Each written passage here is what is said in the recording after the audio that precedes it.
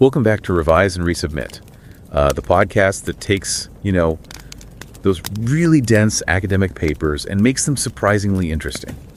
I'm Pavlov. And I'm Nikita. When you think of Franz Kafka, the name usually conjures up images of, labyrinthine bureaucracies, bewildering trials, maybe even waking up as a giant insect. Right, that feeling of being caught in some illogical, oppressive system you just can't understand or escape. Exactly.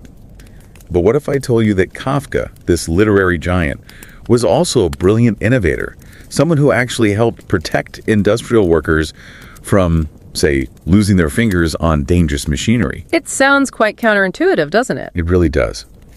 But this incredible insight and a lot more comes from a truly illuminating discussion. It's published in the prestigious Organization Studies Journal that's one of the Financial Times' top 50 listed journals. Very reputable. It's a thoughtfully crafted and rigorously peer-reviewed article by Nora Lohmeyer. She's from the Institute for Management Research at Radboud University in the Netherlands. Okay. And Elke Schussler from the Institute for Management and Organization at Leuphana University in Germany. A strong academic background there. Definitely. Now, whether or not you subscribe, we genuinely urge you to make time to read this full article. The link is conveniently in the show notes. Yeah, please do. It's a remarkable piece of scholarship, and we feel it offers immense value, especially maybe if you're just starting out on your academic journey. Absolutely. Today, our mission, if you like, is to explore this paper almost as a guiding light for anyone just stepping into the world of academic research, perhaps as you're embarking on your own research journey. We really want to show you how looking at familiar figures like Kafka through a perhaps unconventional lens can unlock entirely new ways of understanding our world. And maybe even inspire the questions you choose to pursue. Exactly. Think of it as a kind of masterclass in challenging assumptions and finding those fresh perspectives within narratives we thought we knew. Okay, so let's peel back these layers a bit. For so long, Kafka's name has been pretty much synonymous with the dark, dysfunctional side of bureaucracy. Yeah, the Kafka-esque. Right. His characters often gravel with these bewildering, alienating systems. It's become part of our everyday language. But what's fascinating here is that the authors reveal a much richer, more complex Kafka.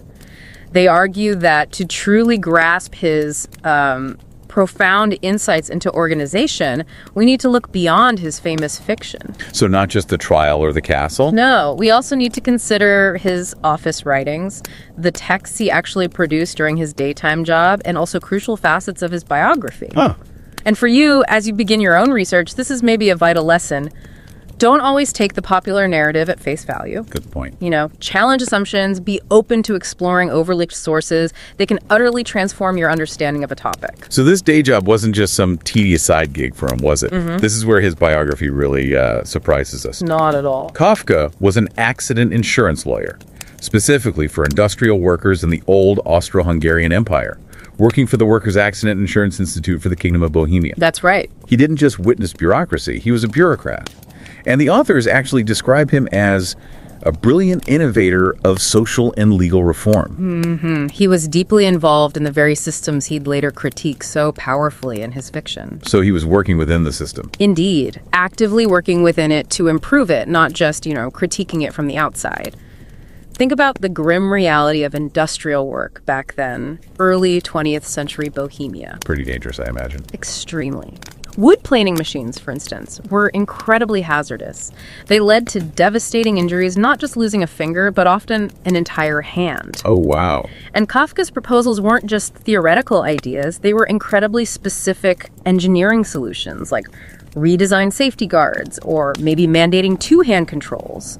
Things directly aimed at saving livelihoods and preventing just horrific everyday suffering. So really practical stuff. Very practical. He also helped pass legislation, for example, to reduce alcohol-related accidents in quarries. It was apparently common for owners to give workers large amounts of alcohol during their shifts. Yes. So these specific efforts, they really highlight his dedication to tangible, practical reforms.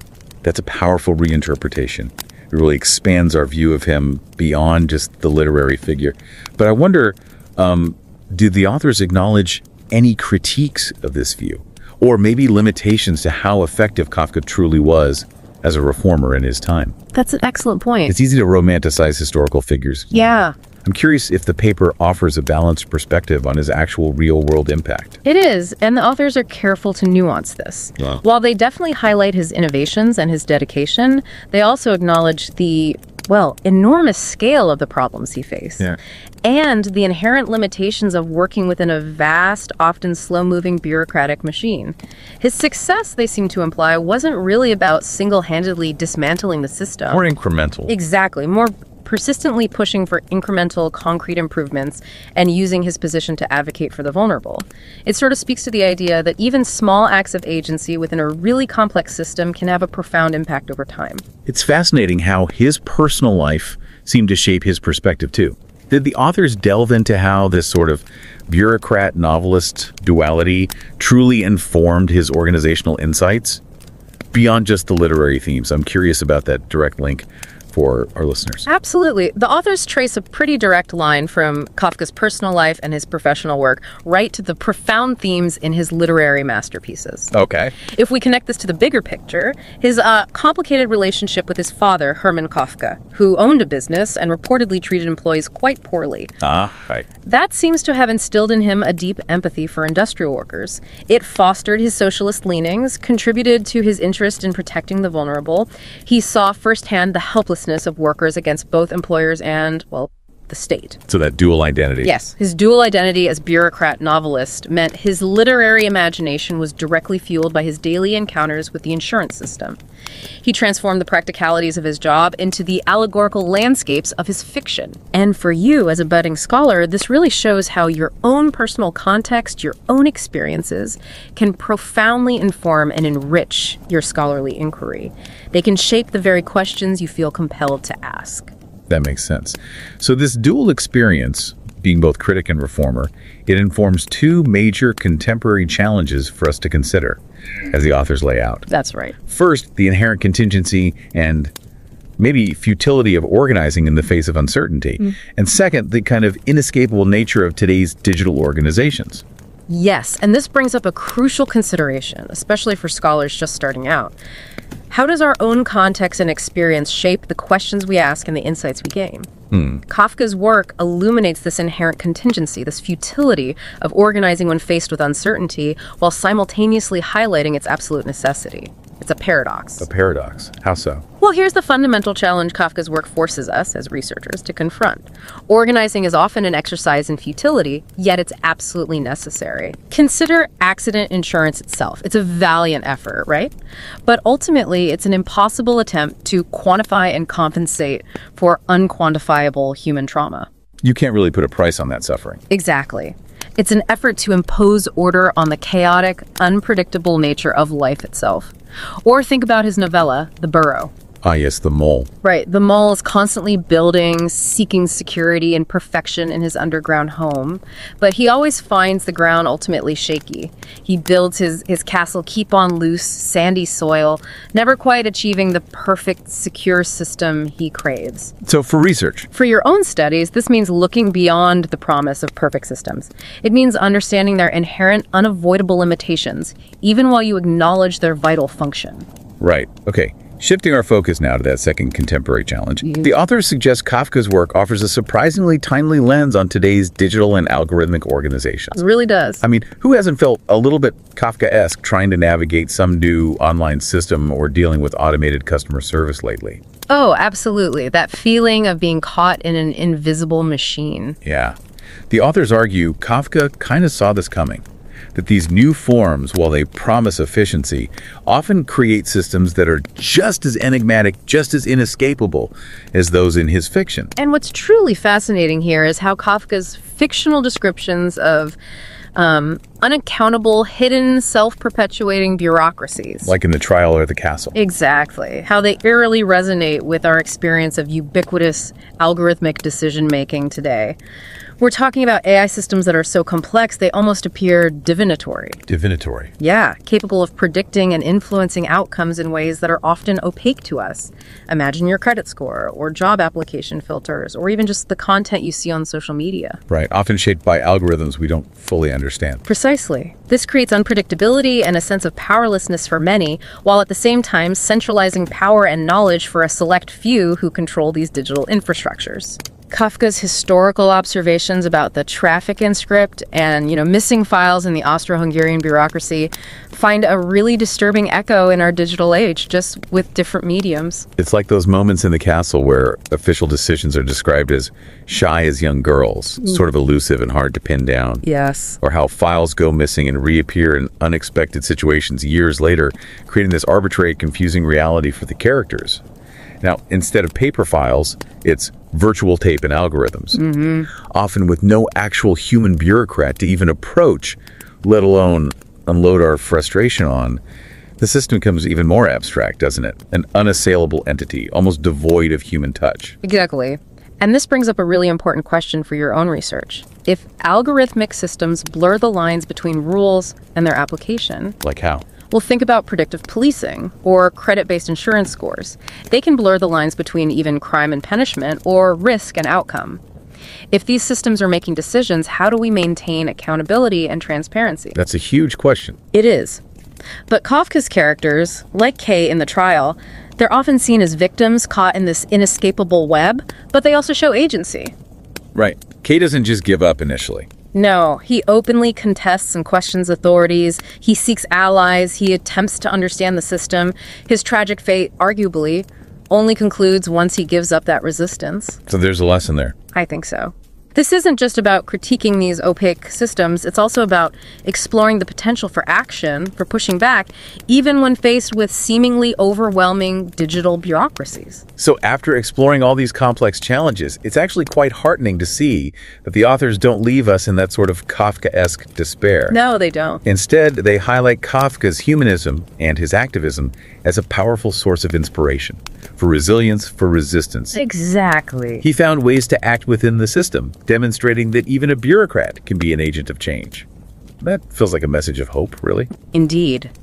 Kafka, the bureaucrat, used his expert knowledge of law and his formidable writing skills to fight for workers' rights, to reform the legal system. Like those examples you gave earlier. Precisely. He expanded inspection procedures, he reported on unsafe quarry conditions, advocated for stricter rules to protect the vulnerable, and his literary characters also offer examples of self-organization and advocacy against seemingly impermeable systems. So hope wasn't absent from his work. Not according to some interpretations. Albert Camus even went so far as to call Kafka's work a gigantic scream of hope, reflecting what he saw as Kafka's belief in a better, more just legal and societal order. Wow.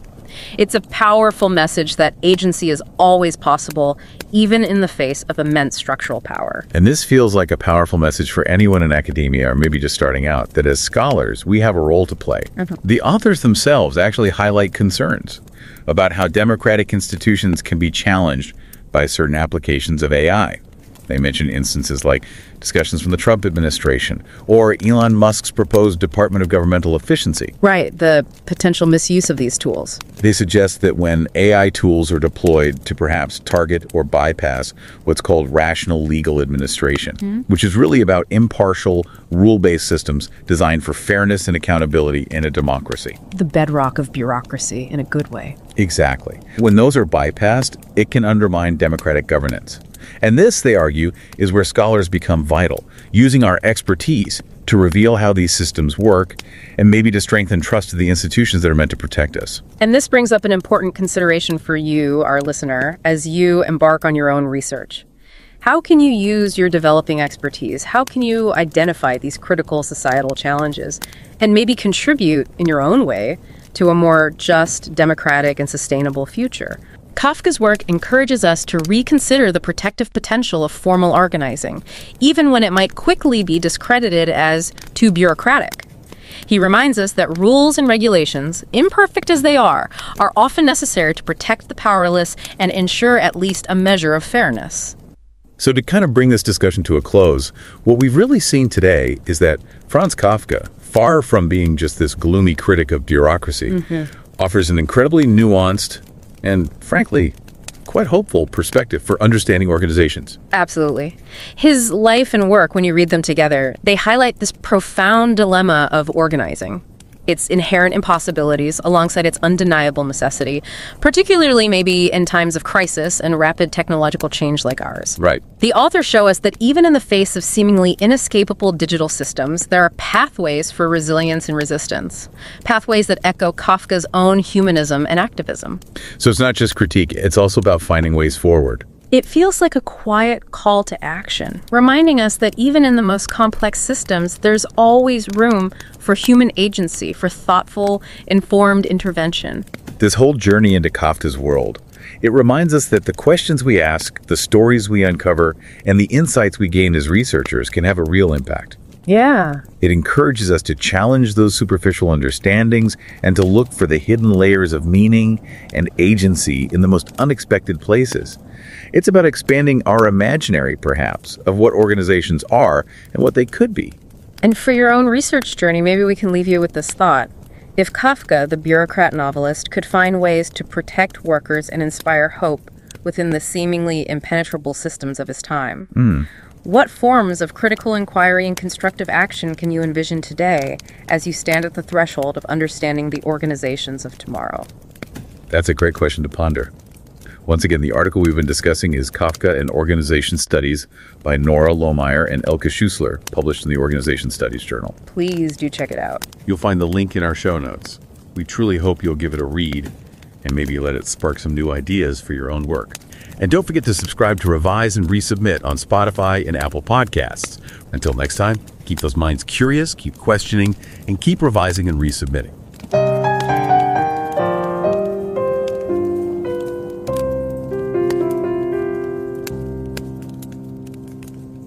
Revise and রিসাবমিটে স্বাগতম। আমি Pavlov. আর আমি Nikita. Franz কাফকার the মেটামরফোসিসের কথা মনে আছে?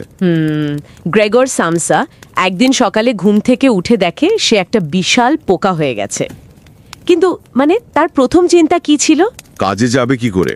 ঠিক, এই যে চরম একটা পরিবর্তনের মুখে দাঁড়িয়েও স্বাভাবিকতা, দৈনন্দিন রুটিন ধরে রাখার এই মরিয়া চেষ্টা, এটা কিন্তু আমাদের জীবনের একটা অদ্ভুত সত্যি, তাই না? হ্যাঁ, খুবই সত্যি।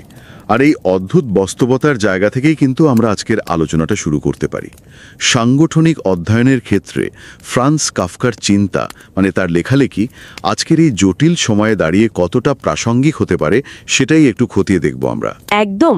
আর আমাদের এই আলোচনাটা দাঁড়িয়ে আছে একটা অসাধারণ গবেষণা প্রবন্ধের ওপর। হ্যাঁ, প্রবন্ধটা প্রকাশিত হয়েছে খুবই গুরুত্বপূর্ণ একটা জার্নালে, অর্গানাইজেশন স্টাডিজ। এটা ফাইন্যান্সিয়াল টাইমস 50 FT50 তালিকাভুক্ত। একাডেমিক জগতের এর মান কিন্তু যথেষ্ট উঁচুতে। আর এই লেখক দুজন হলেন নোরা লোমেয়ার, নেদারল্যান্ডসের রাডবার্ড ইউনিভার্সিটির ইনস্টিটিউট ফর ম্যানেজমেন্ট রিসার্চ থেকে, এবং এলকে শুসলার, জার্মানির লুফানা ইউনিভার্সিটির ইনস্টিটিউট ফর ম্যানেজমেন্ট অ্যান্ড অর্গানাইজেশনের।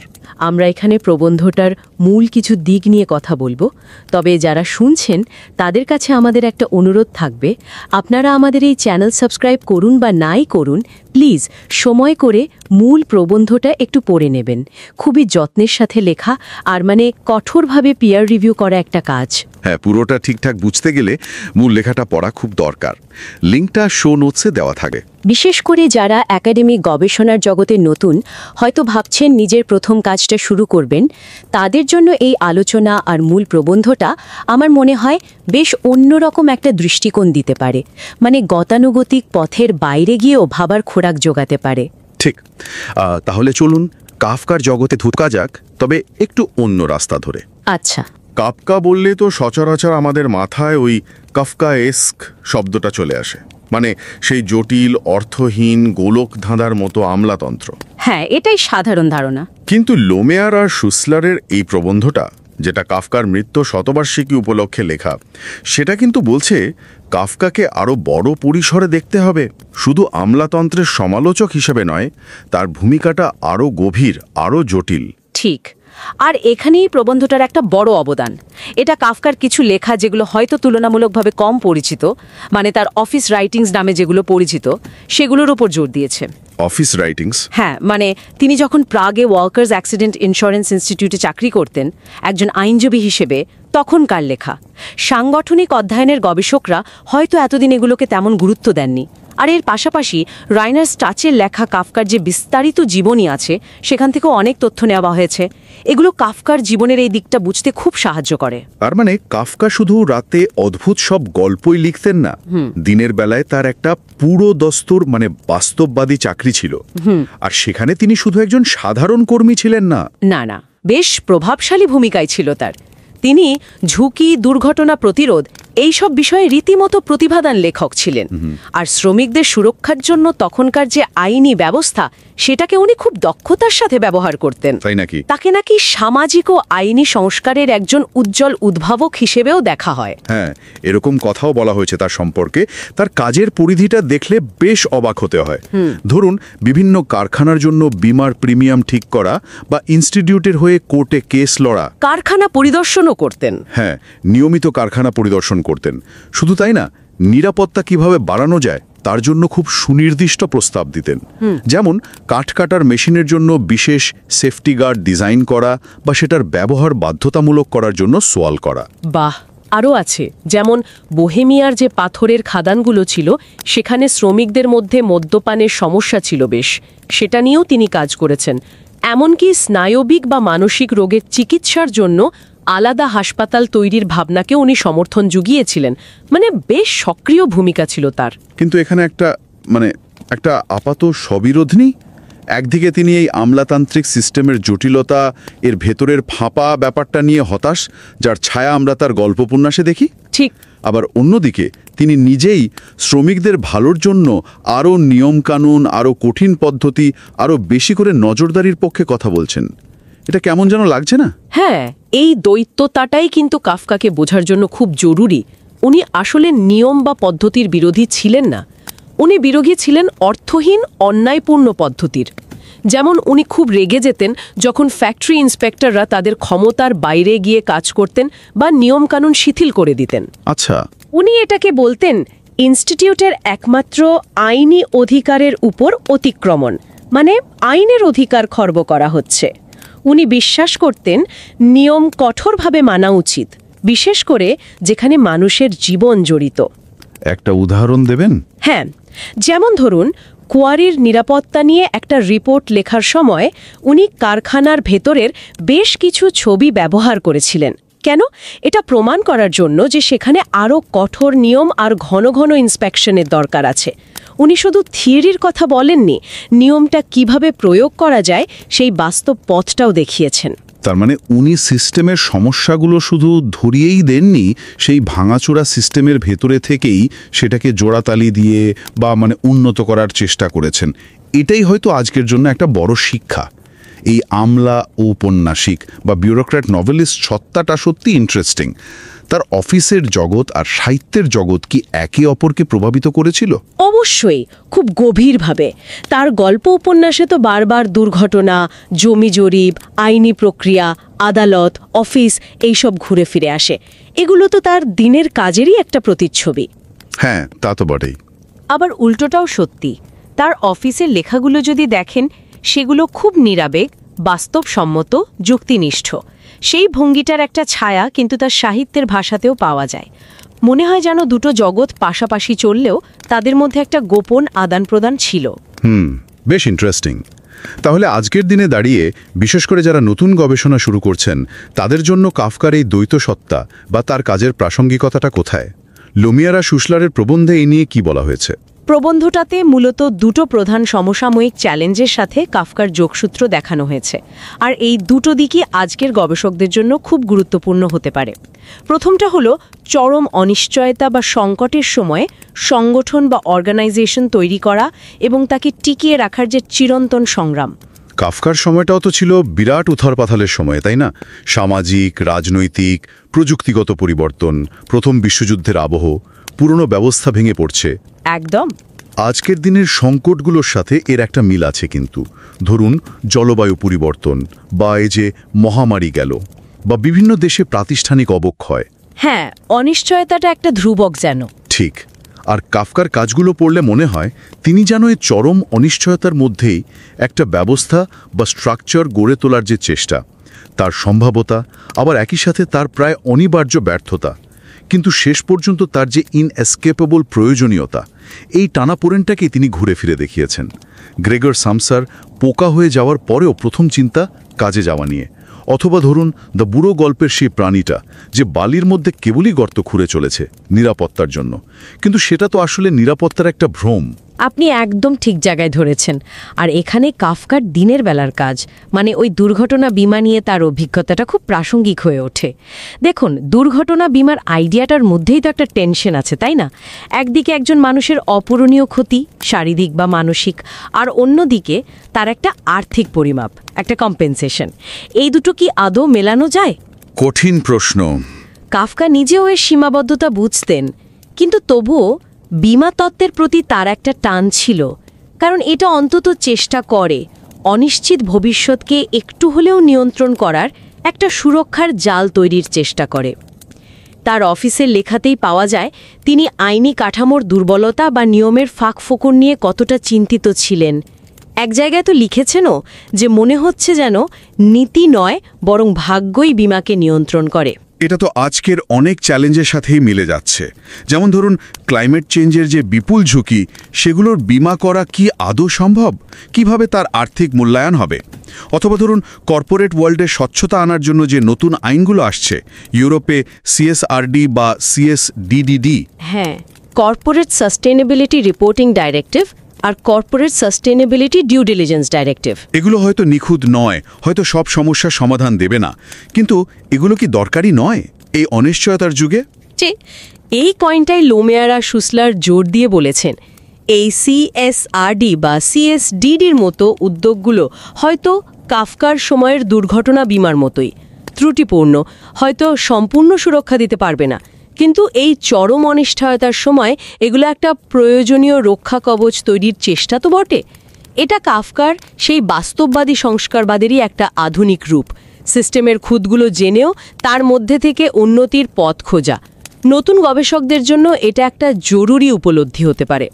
একদম নিখুঁত সিস্টেম হয়তো হয় না, কিন্তু অসম্পূর্ণ সিস্টেমের সঙ্গেও কাজ করা যায়, তার মধ্যে অর্থপূর্ণ কিছু করার চেষ্টা করা যায়। কাফকা সেটাই দেখিয়ে গেছেন। বোঝা গেল।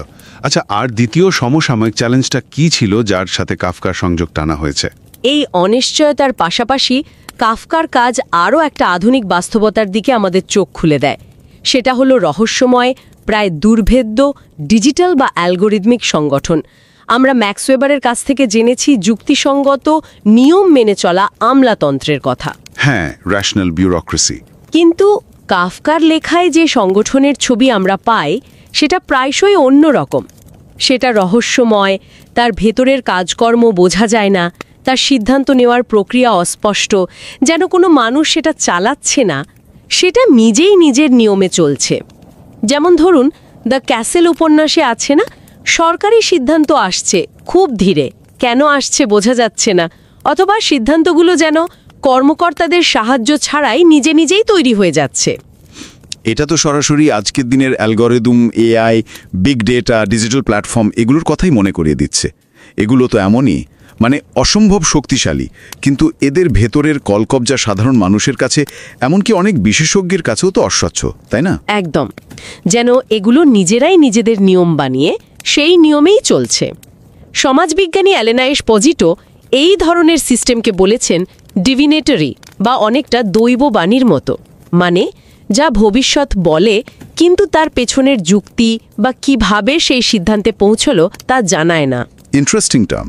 আবার আব্দুর রহমানের মতো গবেষকরা দেখিয়েছেন কিভাবে এই ডিজিটাল সিস্টেমগুলো একদিকে তাদের মালিক বা নিয়ন্ত্রকদের জন্য অসাধারণ প্রেডিক্টেবিলিটি বা নিয়ন্ত্রণের সুযোগ তৈরি করে, কিন্তু অন্যদিকে যারা ব্যবহারকারী বা সাধারণ মানুষ তাদের জন্য তৈরি করে চরম অনিশ্চয়তা আর এক ধরনের অসহায়ত্ব।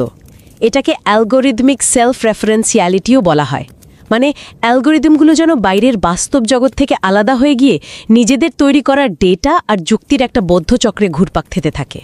নিজের লেজ নিজেই তারা করা আর কি। অনেকটা তাই। আর এটা তো কাফকার চরিত্রদের অভিজ্ঞতার সাথে খুব মিলে যায়, তাই না? যারা একটা দুর্ভেদ্য, নিয়মকানুনহীন অথচ সব জানতা, সব শক্তিমান সিস্টেমের সামনে পড়ে। যেমন দ্য ট্রায়ালের জোসেফকে। হ্যাঁ, তার বিরুদ্ধে অভিযোগটা কি সেটাই সে জানে না। হ্যাঁ, জানে না, কিন্তু বিচার প্রক্রিয়া শুরু হয়ে গেছে, আর সেটাই যেন ধীরে ধীরে অনিবার্য শাস্তির দিকে এগোচ্ছে। তার কিচ্ছু করার নেই, পালানোর পথও নেই। তুলনাটা কিন্তু মারাত্মক। আজকের দিনের ডেটা নির্ভর অ্যালগোরিদমগুলোও কি অনেকটা এরকম নয়? আমাদের অতীতের ডেটার ভিত্তিতে এমনভাবে আমাদের ভবিষ্যৎকে নিয়ন্ত্রণ করে বা আমাদের সামনে অপশনগুলো সাজায় যে সেটাকে চ্যালেঞ্জ করা বা পাল্টানো প্রায় অসম্ভব হয়ে পড়ে। ডেটা অ্যানালিস্ট ক্যাথি ওনিয়েল তো এই ধরনের অ্যালগোরিদমকে ঠিকই বলেছেন গণিত ধ্বংসের অস্ত্র, ওয়েপন্স অফ ম্যাথ ডিস্ট্রাকশন। খুব সত্যি কথা। এই অ্যালগোরিদমিক দুনিয়া, তার অস্বচ্ছতা, তার অনিবার্য মনে হওয়াটা, এটা যেন কাফকার সেই ক্যাসেল বা কোর্টরুমেরই 21 শতাব্দীর সংস্করণ। কাফকার লেখা আমাদের এই নতুন ধরনের ক্ষমতা আর তার চরিত্র বুঝতে সাহায্য করে। কিন্তু এত সব আলোচনার পর একটা প্রশ্ন আসছে মনে, কাফকার জগৎটা কি তাহলে শুধুই অন্ধকার, শুধুই হতাশা আর অসহায়ত্ব? এই প্রবন্ধটা কি কোনো প্রতিরোধের কথা বলে, কোনো আশার কথা? বিশেষ করে যারা গবেষণা করছেন, যারা এই জটিল সিস্টেমগুলো বোঝার চেষ্টা করছেন, তাদের জন্য কাফকার কাছ থেকে কি কোনো ইতিবাচক বার্তা পাওয়া সম্ভব? অবশ্যই সম্ভব। আর আমার মনে হয় এটাই কাফকাকে নিয়ে আজকের দিনে আলোচনার সবচেয়ে জরুরি দিক।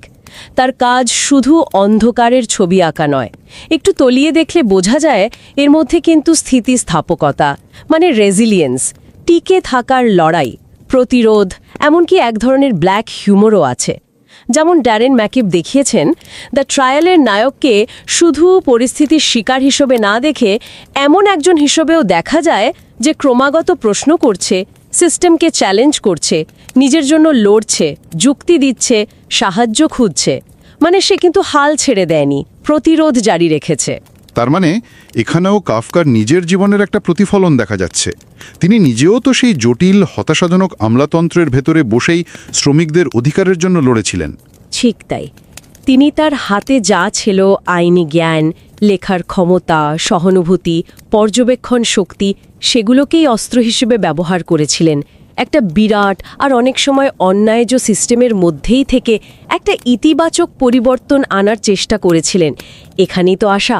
আলবেয়ার কামু তো কাফকার কাজকে শুধু নৈরাশ্যের দলিল হিসেবে দেখেননি। কি বলেছিলেন তিনি? তিনি বলেছিলেন এটা আশার এক বিশাল চিৎকার। কারণ কাফকার ওই নিখুঁত বিশ্লেষণ, ওই হতাশার ছবি আঁকা, সেটা একই সাথে একটা আরও ভালো, আরও ন্যায্য ব্যবস্থার আকাঙ্ক্ষাকেও তীব্র করে তোলে। তার মানে আজকের দিনের গবেষকরা, বিশেষ করে যারা এই জটিল টেকনোলজিক্যাল বা সোশ্যাল সিস্টেমগুলো নিয়ে কাজ করছেন, তারা এখান থেকে কি শিখতে পারেন? মূল শিক্ষাটা হয়তো এটাই যে অনেক সময় যে জিনিসগুলো নিপীড়নের বা নিয়ন্ত্রণের হাতিয়ার, সেগুলোকেই কিন্তু বুদ্ধি দিয়ে প্রতিরোধের বা পরিবর্তনের হাতিয়ার বানানো যায়। আজকের গবেষকরা তাদের নিজেদের সরঞ্জাম, জ্ঞান, ডেটা বিশ্লেষণের ক্ষমতা, লেখালেখি, সমালোচনামূলক ভাবনা, এগুলো ব্যবহার করেই কিন্তু আজকের দিনের সমস্যাযুক্ত সিস্টেমগুলোকে চ্যালেঞ্জ করতে পারেন। সেটা হতে পারে জবাবদিহিহীন এআই এর সমস্যা, অথবা পরিবেশ সংকট, হ্যাঁ, বা ধরুন গণতন্ত্রের ক্ষয়, এগুলো নিয়ে কাজ করা। বেথ বেচকি বা কাইল ডেভিস যেমন দেখাচ্ছেন কিভাবে লেখার মতো মানবিক কাজকে এআই এর যোগে রক্ষা করতে নতুন সাংগঠনিক ভাবনা ভাবতে হবে। অথবা জোহান ওলসেন যেমন বলছেন আধুনিক রাষ্ট্রে আমলাতন্ত্রের গণতান্ত্রিক ভূমিকা নতুন করে ভাবার কথা। এগুলো সবই কিন্তু কাফকার দেখানো সেই পথের কথাই মনে করিয়ে দেয়, সিস্টেমের ভেতর থেকেই তাকে বদলানোর চেষ্টা। তাহলে আমাদের আজকের আলোচনার সারমর্মটা যদি এক কথায় বলতে চাই, তা হলো কাফকা শুধু আমলাতন্ত্রের সমালোচক নন, তার জীবন আর লেখা আসলে অনিশ্চয়তার মধ্যে সংগঠন বা ব্যবস্থা গড়ে তোলার যে চিরন্তন লড়াই আর ক্ষমতার যে জটিল, প্রায়শ অদৃশ্য খেলা, সেই নিয়ে কিছু মৌলিক প্রশ্ন আমাদের সামনে রাখে। আর এই প্রশ্নগুলো আজকের এই অ্যালগোরিদম চালিত ডিজিটাল যুগে যেন আরও বেশি করে প্রাসঙ্গিক। একদম। আর এই দিক থেকে দেখলে গবেষকদের জন্য, বিশেষ করে যারা সবে শুরু করছেন, তাদের জন্য কাফকা খুবই প্রাসঙ্গিক। কাফকা আমাদের জটিলতার মুখোমুখি হতে শেখান, সাদা কালো উত্তর এড়িয়ে যেতে বলেন। তিনি বুঝতে সাহায্য করেন কেন একটা সিস্টেম তৈরি করা একই সাথে অসম্ভব মনে হতে পারে, আবার কেন সেটা অপরিহার্য। আর সবচেয়ে বড় কথা, তিনি দেখান কিভাবে আপাতদৃষ্টিতে ভাঙাচোরা, এমনকি অন্যায্য সিস্টেমের মধ্যেও অর্থপূর্ণ কাজ করার পথ খুঁজে পাওয়া যায়। তিনি যেন মনে করিয়ে দেন নিখুঁত ব্যবস্থা হয়তো হবে না, কিন্তু তার জন্য চেষ্টা চালিয়ে যাওয়াটাই আসল। আলোচনা শেষ করার আগে একটা প্রশ্ন রেখে যেতে চাই, যারা আমাদের শুনছেন তাদের ভাবনার জন্য। প্রশ্নটা এই প্রবন্ধের আলোচনা থেকেই উঠে আসছে, কিন্তু আমরা সরাসরি এটা নিয়ে কথা বলিনি। এমন একটা সময়ে যখন অ্যালগোরিদম আর ডিজিটাল প্ল্যাটফর্মগুলো ধীরে ধীরে কাফকার ওই দুর্ভেদ্য ক্যাসল বা কোর্ট রুমের মতো হয়ে উঠছে, তখন কাফকার নিজের জীবনের যে দ্বৈত ভূমিকা, একদিকে তিনি ছিলেন সিস্টেমের ভেতরের খবর রাখা একজন সমালোচক, আবার অন্যদিকে একজন বাস্তববাদী সংস্কারক, এই দ্বৈত সত্তাটা কি আজকের দিনের গবেষক, পলিসি মেকার বা এমনকি সাধারণ নাগরিক হিসেবে আমাদেরও এই আধুনিক ডিজিটাল সিস্টেমগুলোর সাথে বোঝাপড়া করতে, এদের ভেতরের যুক্তি বুঝতে এবং হয়তো ভেতর থেকেই এদের আরও মানবিক, আরও জবাবদিহিমূলক করে তোলার পথ খুঁজতে অনুপ্রাণিত করতে পারে? চমৎকার প্রশ্ন। আশা করি যারা শুনলেন তারা এটা নিয়ে ভাববেন। আর হ্যাঁ, আবারও মনে করিয়ে দিই, নোরা লোমেয়ার এবং এলকে শুসলারের মূল প্রবন্ধটা অবশ্যই পড়বেন, যেটা অর্গানাইজেশন স্টাডিজ জার্নালে আছে। লিঙ্ক শো নোটসে দেওয়া। এই গভীর আলোচনাটা পুরোপুরি উপলব্ধি করতে মূল লেখাটা পড়া খুব সাহায্য করবে।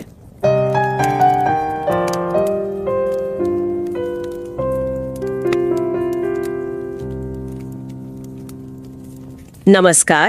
रिवाइज एंड रीसबमिट में आपका स्वागत है। मैं हूं पावलोव और मैं हूं निकिता। सोचिए अगर कोई सुबह उठे और पाए कि वो एक विशाल कीड़े में बदल गया है। अजीब लगता है ना? हाँ, बिल्कुल। लेकिन शायद इससे भी ज्यादा अजीब ये है कि उस हालत में उसकी पहली चिंता ये हो कि भाई अब वो काम पर कैसे पहुंचेगा। फ्रांस काफका की मशहूर कहानी है द मेटामॉर्फोसिस। उसका नायक ग्रेगर समसा कुछ ऐसा ही महसूस करता है। हाँ बिल्कुल, रोजमर्रा की चिंताएं। हाँ, ये अजीब सी स्थिति, मतलब एक अकल्पनीय बदलाव के सामने भी वो रोजमर्रा की जिंदगी, अपनी नौकरी, अपनी जिम्मेदारियों को बनाए रखने की जो कोशिश है, ये कुछ ऐसा है जिस पे आज हम थोड़ी गहराई से बात करेंगे। जरूर। आज की हमारी ये बातचीत आधारित है ऑर्गेनाइजेशन स्टडीज जर्नल में छपे एक बहुत ही दिलचस्प लेख पर। जी। ये जर्नल एकेडमिक जगत में, खासकर मैनेजमेंट और संगठन के अध्ययन में बहुत प्रतिष्ठित माना जाता है। FT50 लिस्ट में है ये। हाँ, काफी ऊंची रैंकिंग है इसकी, बिजनेस जर्नल्स में टॉप पर गिना जाता है। बिल्कुल। और इस विचारोत्तेजक लेख की लेखिकाएं हैं नोरा लोमेयर, जो नीदरलैंड्स की रैडबाउट यूनिवर्सिटी के इंस्टीट्यूट फॉर मैनेजमेंट रिसर्च से हैं। जी। और एल्के शुसलर, जो जर्मनी की ल्यूफाना यूनिवर्सिटी के Institute for Management and Organization से जुड़ी हैं। हम सभी सुनने वालों से आग्रह करेंगे कि वे समय निकालकर इस गहन और बारीकी से समीक्षित लेख को जरूर पढ़ें। हाँ, बिल्कुल पढ़ना चाहिए। बारीकी से समीक्षित या पीयर रिव्यूड का मतलब है कि इसे जर्नल में छापने से पहले इसी विषय के दूसरे एक्सपर्ट्स ने अच्छी तरह से जांचा परखा है, ताकि इसकी क्वालिटी सुनिश्चित हो सके। हाँ, ये एक स्टैंडर्ड प्रक्रिया है अकादमिक प्रकाशन में। सही। इसका लिंक शो नोट्स में दिया गया है और ये उन लोगों के लिए खास तौर पर उपयोगी हो सकता है जो अकादमिक रिसर्च की दुनिया में नए हैं या अपनी रिसर्च यात्रा शुरू करने वाले हैं। बिल्कुल, क्योंकि ये दिखाता है कि कैसे साहित्यिक कामों का विश्लेषण भी संगठन और समाज को समझने में मदद कर सकता है। हाँ, कैसे अलग अलग स्रोतों को जोड़कर एक नई समझ बनाई जा सकती है। बिल्कुल। तो चलिए आज हम काफका के काम और जीवन को संगठन अध्ययन के नजरिए से समझने की कोशिश करते हैं। देखते हैं कि उनकी प्रासंगिकता सिर्फ उस एक शब्द काफकेस्क तक ही सीमित क्यों नहीं है, बल्कि उससे कहीं ज्यादा गहरी और शायद, जैसा आपने कहा, ज्यादा उम्मीद जगाने वाली भी है। हाँ, देखते हैं। आमतौर पर जब हम काफकेस्क शब्द सुनते हैं तो दिमाग में वो नौकरशाही के बुरे सपने आते हैं। हाँ, वही अंधीन गलियारे, बिप मतलब के नियम। हाँ, ऐसी व्यवस्थाएं जहां कुछ समझ नहीं आता, जैसा उनकी किताबों द ट्रायल या द कासल में महसूस होता है। बिल्कुल। क्या संगठनों के बारे में काफका की समझ बस इतनी ही नकारात्मक थी? मतलब क्या वो सिर्फ इसी निराशा की बात करते थे? देखिए, ये सच है कि काफका का नाम अक्सर नौकरशाही की उस घुटन भरी अमानवीय तस्वीर से जोड़ा जाता है, और काफी हद तक सही भी है। उनकी कहानियों में ये पहलू बहुत उभर कर आता है। लेकिन लोमेयर और शुसलर का लेख हमें याद दिलाता है कि काफका की दुनिया और संगठनों के बारे में उनकी समझ इससे कहीं ज्यादा जटिल थी, मतलब बहुस्तरीय थी। अच्छा। हाँ, इसे पूरी तरह समझने के लिए हमें सिर्फ उनका लिटरेरी राइटिंग ही नहीं, बल्कि उनका असल जीवन और खास तौर पर उनके ऑफिस राइटिंग्स, यानी उनके दफ्तर के काम से जुड़े लेखों को भी ध्यान से देखना होगा। ऑफिस राइटिंग, ये सुनकर थोड़ी हैरानी होती है।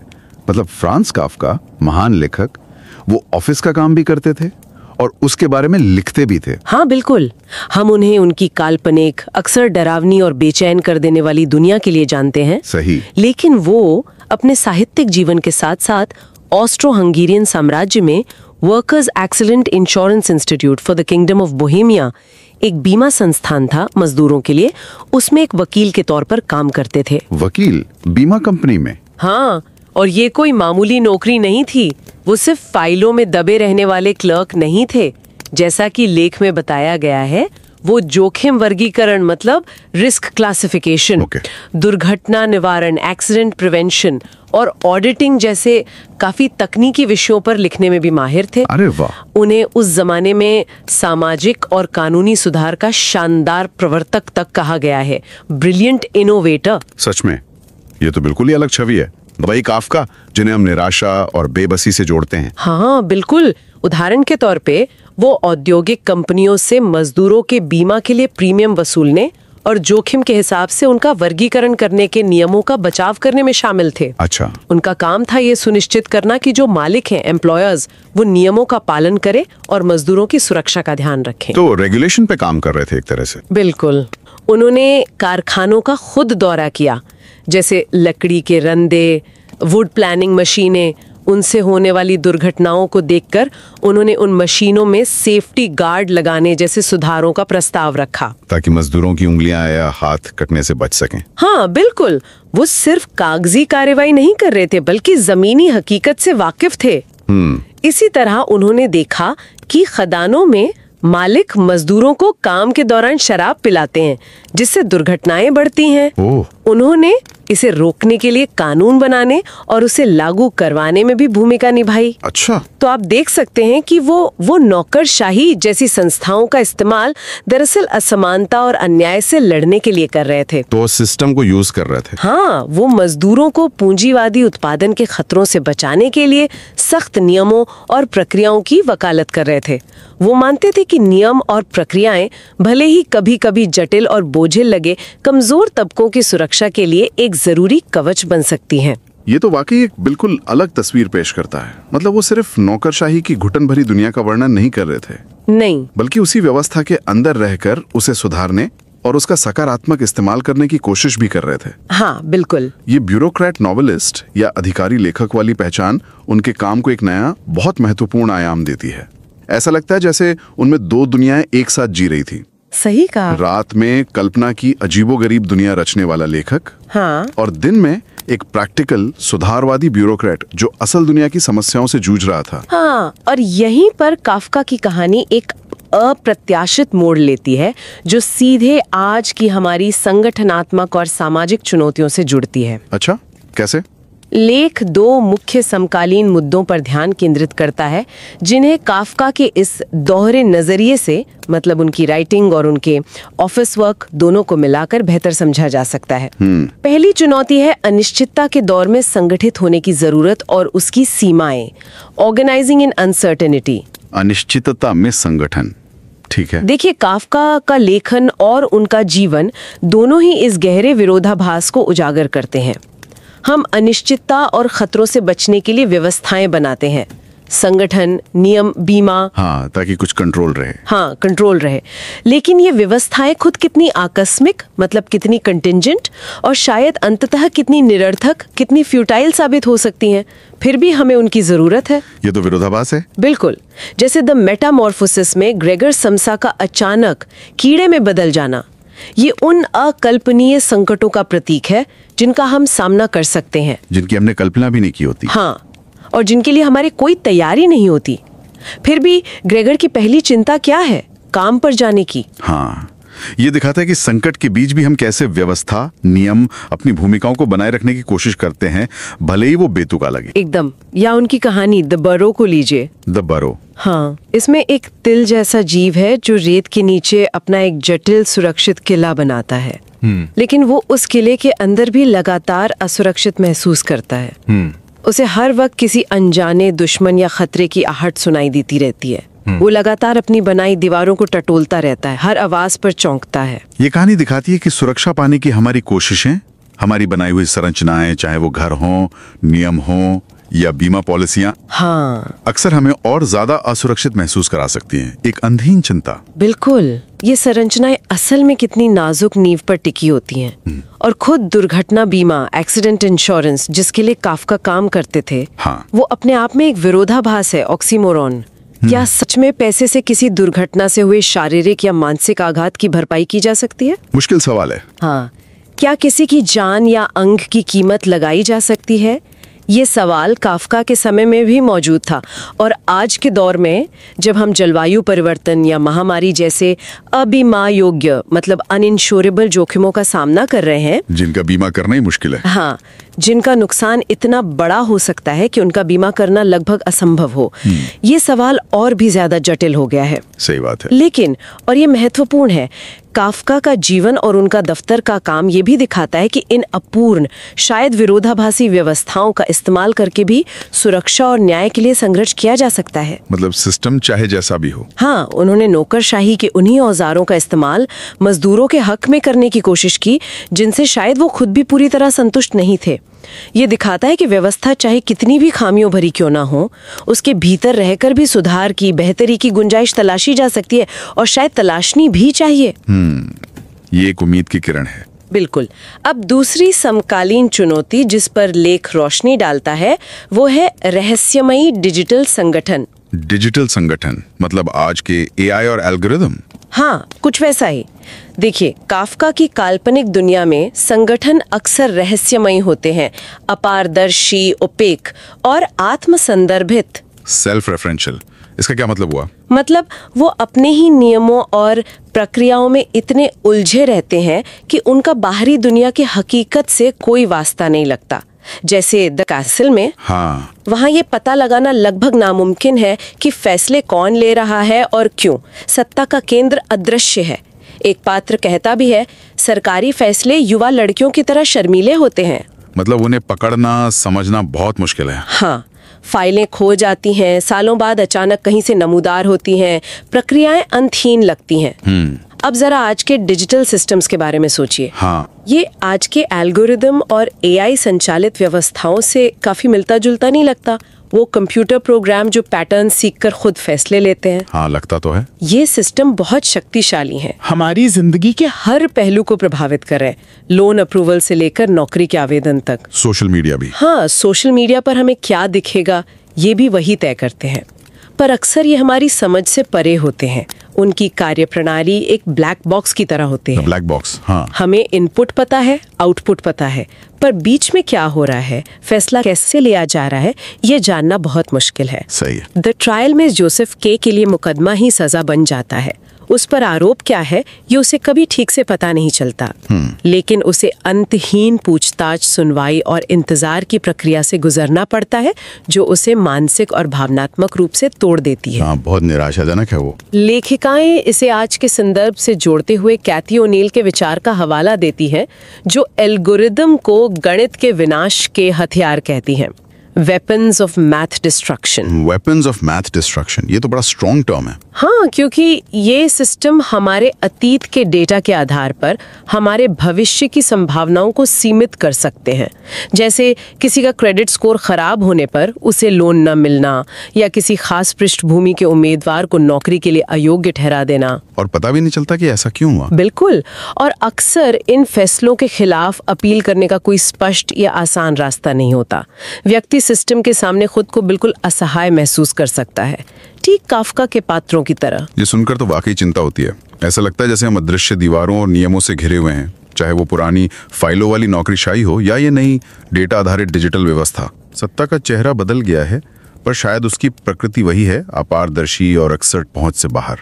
लेकिन एक सवाल उठता है, अगर काफका नौकरशाही का इस्तेमाल सुधार के लिए कर रहे थे, तो उनकी कहानियों में ये इतनी भयानक और निराशाजनक क्यों दिखाई देती हैं? क्या उनके लेखन और उनके दिन के काम में कोई तनाव था? हाँ, ये बहुत ही महत्वपूर्ण सवाल है। और हाँ, उनके लेखन और काम के बीच एक तनाव जरूर महसूस होता है। शायद यही तनाव उनकी रचनात्मकता का स्रोत भी था। अच्छा। वो व्यवस्था की सीमाओं और उसकी क्रूरता को देख पा रहे थे, शायद इसलिए क्योंकि वो उसके अंदर काम कर रहे थे। लेकिन, और ये लेख का एक मुख्य बिंदु है, काफका का काम सिर्फ निराशा या बेबसी का दस्तावेज नहीं है, उसमें प्रतिरोध और लचीलेपन की संभावनाएं भी छुपी हुई हैं। प्रतिरोध? कैसे? पहली बात तो ये, जैसा हमने चर्चा की, कि उन्होंने खुद नौकरशाही के उपकरणों का इस्तेमाल सुधार के लिए किया, नियमों और प्रक्रियाओं का इस्तेमाल मजदूरों की भलाई के लिए। हाँ, ये तो है। इतर रहकर सकारात्मक बदलाव लाने का रास्ता निकाल रहे थे। ये अपने आप में प्रतिरोध का एक व्यवहारिक रूप है। दूसरे उनके पात्रों को देखिए, द ट्रायल का के हो या द कैसल का सर्वेयर के, वे अंत तक व्यवस्था पर सवाल उठाते हैं, उससे जूझते हैं, उसे समझने की कोशिश करते हैं, हार नहीं मानते। हाँ, भले ही उनका अंत अक्सर दुखद या अनिश्चित होता है, लेकिन वो हार मानने से, चुपचाप व्यवस्था को स्वीकार कर लेने से इनकार करते हैं।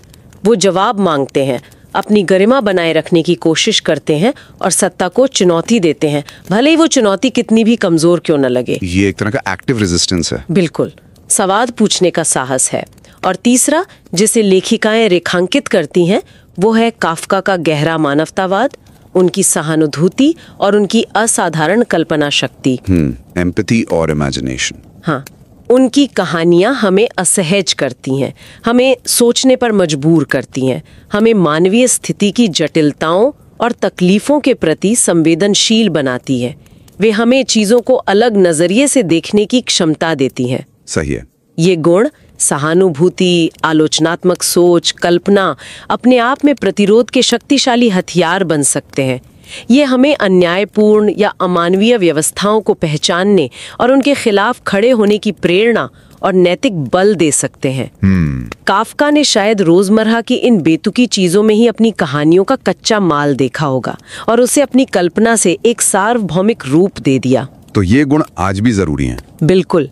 आज के समय में जब हम एक तरफ डिजिटल तकनीक के बढ़ते अक्सर अनियंत्रित प्रभाव को देख रहे हैं और दूसरी तरफ लोकतांत्रिक संस्थाओं के शरण की चुनौतियों का सामना कर रहे हैं, काफका हमें याद दिलाते हैं कि इन व्यवस्थाओं के भीतर भी, चाहे वो कितनी भी जटिल, अपारदर्शी या खामियों भरी क्यों ना लगे, न्याय और सुधार के लिए लड़ने की गुंजाइश हमेशा बनी रहती है। यानी उम्मीद बाकी है। हाँ, शायद हमें भी अपने काम करने, सोचने और यहाँ तक कि शोध और लेखन के तरीकों पर पुनर्विचार करने की जरूरत है।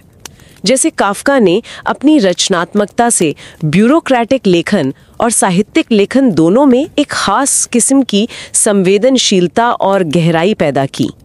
शायद हमें भी व्यवस्था की सिर्फ आलोचना करने के बजाय उसके भीतर रचनात्मक हस्तक्षेप और सुधार के तरीके खोजने होंगे। तो निष्कर्ष निकलता है कि फ्रांज काफका सिर्फ काफकेस्क निराशावाद और बेबसी के प्रतीक नहीं है, जैसा कि अक्सर मान लिया जाता है। नहीं, बिल्कुल नहीं। उनका जीवन और लेखन, खासकर जब हम उनके दिन के काम यानी उनके ऑफिस राइटिंग्स को भी ध्यान में रखते हैं, हमें आज की दुनिया की कई अहम सच्चाइयों के बारे में गहरी अंतर्दृष्टि प्रदान करते हैं। जी। अनिश्चितता के बीच संगठित होने की हमारी दुविधाएं, आधुनिक शक्ति संरचनाओं की प्रकृति, खासकर डिजिटल वाली। हाँ। और इन सब के बीच भी प्रतिरोध, सुधार और मानवीय गरिमा बनाए रखने की संभावनाएं, ये वाकई एक जटिल, बहुस्तरीय और कहीं अधिक उपयोगी तस्वीर है। बिल्कुल। शायद काफका की स्थायी प्रासंगिकता सिर्फ उनकी व्यवस्था की तीखी आलोचना में नहीं, बल्कि उनके इस सूक्ष्म प्रदर्शन में है कि कठोर, बेतुकी या अमानवीय लगने वाली व्यवस्थाओं के भीतर भी अर्थ खोजने, न्याय पाने और बेहतरी लाने की मानवीय इच्छा और कोशिश जिंदा रहती है। वो इच्छा खत्म नहीं होती। चाहे हालात कितने भी मुश्किल क्यों न लगें।